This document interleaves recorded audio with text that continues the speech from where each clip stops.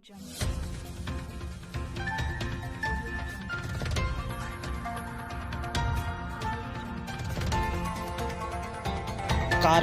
TV, हर पल आपके साथ। सावन आते रहेंगे, नहीं गूंजेगी तो रांझे की बांसुरी की धुन।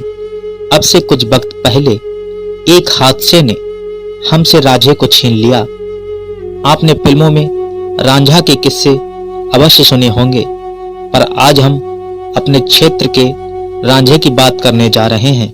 जिला बरेली के कस्बा सेंथल के रहने वाले एक रांझे की, जो अब इस दुनिया में नहीं है, मगर जब जब रांझे का किस्सा दोहराया जाएगा तब तब हमें उस भोले रांझे की याद आती रहेगी और हमारे बीच रांझे भोले की यादें जिंदा रहेंगी।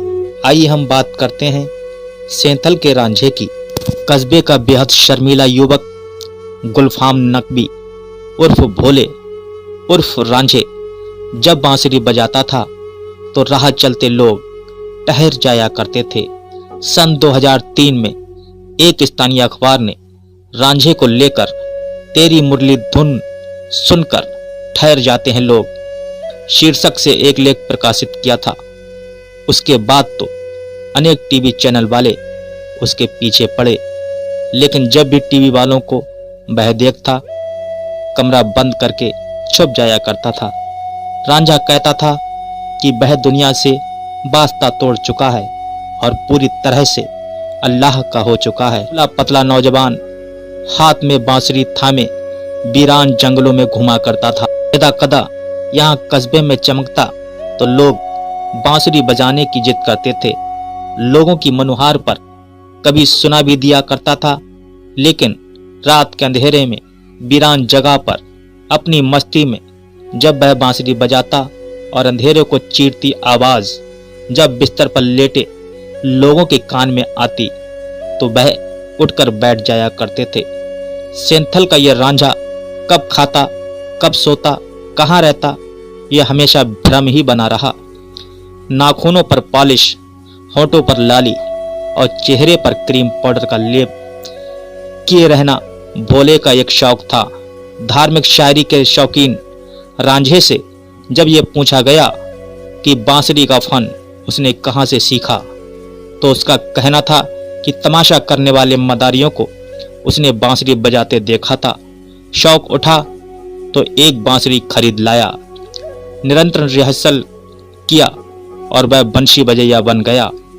एक दिन वह अपनी धुन में यूं ही चला जा रहा था कि नवाबगंज के रिछोला गांव के समीप बरेली पीलीभीत मार्ग पर किसी वाहन की जद में आया और बांसुरी से अपना रिश्ता हमेशा के लिए तोड़कर अलविदा कह गया।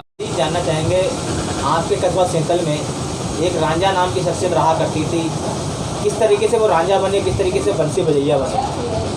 मैं हाजी मुन्ना अंसारी लियाकती पहले अपने ही सेंथल में सिलाई का काम किया करता था।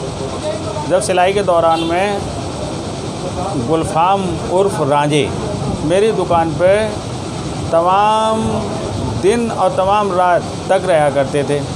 उस दौरान में बंसी बजाने का एक शौक़ शुरू हुआ और बराबर में बगीचा है, उस बगीचे में बंसी ले जाके और पेड़ पे बैठ जाया करते थे।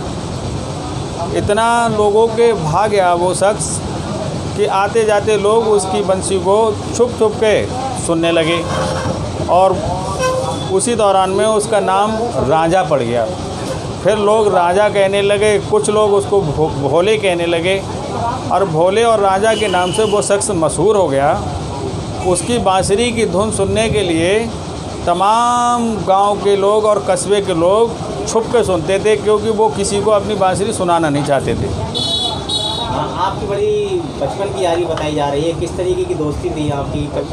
हमारे बचपन का दोस्त था, हमारी उससे इतनी घनिष्ठता से दोस्ती थी कि बचपन भी हमारा साथ में रहा और जब वो समझदार हुआ, हम समझदार हुए, तो दोनों लोगों का एक जगह पे बैठना उठना शुरू हो गया। इतना हम लोगों के बीच में रहता था कि कभी कभी दोनों के बीच में झगड़ा हो जाता था, मगर उस झगड़े में हम लोगों की एक दिन से ज़्यादा बुराई नहीं होती थी, दूसरे दिन हम लोग एक दूसरे से बोलने लगते थे। अच्छा हाजी जी, एक बात और जानना चाहेंगे, जिस तरीके से वो मेकअप का लेप लगाया करते थे, वो शौक कब चढ़ा उन्हें? वो शौक यहाँ पर जो हमारे सेंतल स्टेशन के आगे पट्टी पे मेला लगता है, उस मेले में उसको ये दिखा कि लोग बहुत लाली पाउडर क्रीम लिया करते हैं, तो उसको वहीं से ये शौक चढ़ गया। गुलफाम नकवी के बारे में जानना चाहेंगे, जो बंसी बजैया थे आपके कस्बे के, किस तरीके की शख्सियत थे वो? जो शख्सियत था, बढ़िया शख्सियत था। वो पढ़ा हुआ इतना था कि पढ़ाई में उन्हें ध्यान देते देते अपना दिमाग ही लौट लिया था। दिमाग लौटने के बावजूद जब उसका दिमाग कुछ हल्का हुआ पढ़ाई के वजह से, पढ़ा हुआ काफ़ी था वो, और अच्छी बुरी हर बात जाने था, बहुत अच्छी तरीके से जाने था। मगर उसने फिर ये काम कर लिया कि उन्हें बांसुरी ले ली। बांसुरी लेके जोतलों में बैठ गया। और इसकी जब मान लो मज़ार है दादे सैयद फैजुल्लाह, इसके पीछू बैठ गया। वहाँ दरगाह हज़रत इमाम हुसैन अलैहिस्सलाम है, वहाँ बैठ गया। इसी तरीके से जहाँ तहाँ झोंतलों में जहाँ ज़्यादा झोंतल हुई थी, कोई परिवार या बच्चे उसे नहीं लगाएं, तब वो ऐसी जगह बैठ के बांसुरी बजाया कर तन्हाई में। लोग बताते हैं, उनका इतिहास है, उनका इतिहास बताते हैं कि जब वो बांसुरी बजाते थे तो लोगों की सांसें थम जाया करती थी। बिल्कुल, उसकी बांसुरी का लहजा ही अजीब था उसके। अगर कहीं बांसुरी अगर यहाँ बैठे और वहाँ अगर जाए कि कहीं बांसुरी आवाज़ आ रही तो जो आदमी ये कहा था कि वही है, गुलफाम बजा रही है। अच्छा, खाने पीने का भी एक राज बना रहा, कहाँ खाते थे, कहाँ पहनते? खाने पीने का तो वो तो अल्लाह वाली था। अच्छा। वैसे तो उसका मकाम था, घर था, ऐसी बात नहीं घर नहीं था। घर पे आता था, अपने घर पे बैठता था और गंडे ताबीज़ भी करके देता था।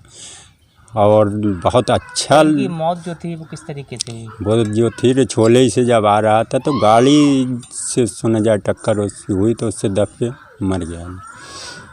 क्या नाम है आपका? मेरा नाम नबी शेर है। नबी शेर जी, जानना चाहेंगे आपके गांव में, आपके कस्बा सेंतल में एक शख्सियत हुआ करती थी भोले नाम की, जो रांझा के नाम से जाना जाता है। हाँ, उनके बारे में थोड़ा बताइए। क्या वो साहब उनकी तो कोई जानकारी ऐसी नहीं मिली। वो पहुँचे हुए इतने थे कि बहुत ही पहुँचे हुए थे। वो रात में कितने टाइम हो बंसी बजाना, उन्हें बांसुरी बजाते थे। तो उन्होंने ये बंसी कब सीखी है?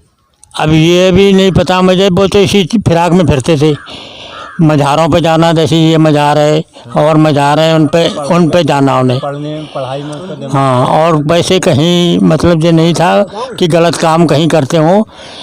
पहुँचे हुए थे वो, समझ लो। अच्छा, रांझा बोलते थे उनको? हाँ। क्षेत्र के लोग रांझा भी बोलते थे? बोले थे, मतलब ऐसा थोड़ी है, कहने लगे थे कि वो बांसुरी बजावे थे, इसलिए कहते थे कि भोले रांझा। वो उधर ही गए थे, मतलब पता नहीं क्या हुआ उनका, क्या नहीं है, इंतकाल हो गया। रछोला गए थे, यानी कहाँ वहीं पे रछोले मज़ार सामने। हाँ। कारवां टीवी, हर पल आपके साथ।